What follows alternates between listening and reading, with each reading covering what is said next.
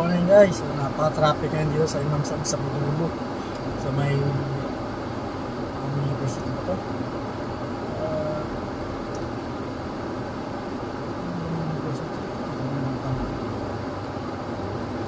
King Khalid University. Sa may sa may Rotonda. Napaka-traffic.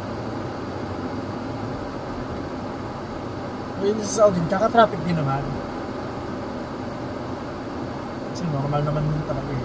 Mas wala, hindi naman katulad sa Pilipinas na pag na-traffic ka, 4 na oras, 5 oras ka.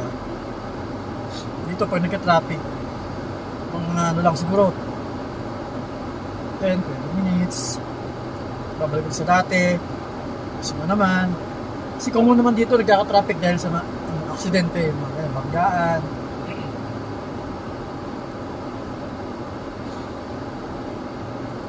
Siyempre, hantay pa yung mga investigador. Tsaka once na bang involved ka dito sa aksidente, meron silang sila na mismo pipicturean na lang nila yung sakyan nila. Tapos isisend sa bang klase yun. Anong action, basta may mag-send or minsan may darating na investigador. Yun, sila mag-investiga. Sila ang pinaka-enforcer.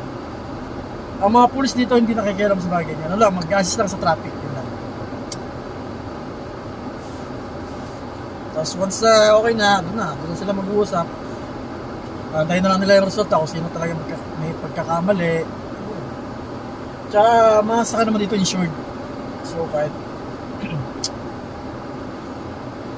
anong bangga yan. Insured. Tsaka mabilis ang proseso. Hindi katulad sa Pilipinas, yung insurance natin, puta. Mabuti na lang taon bago ma-approve.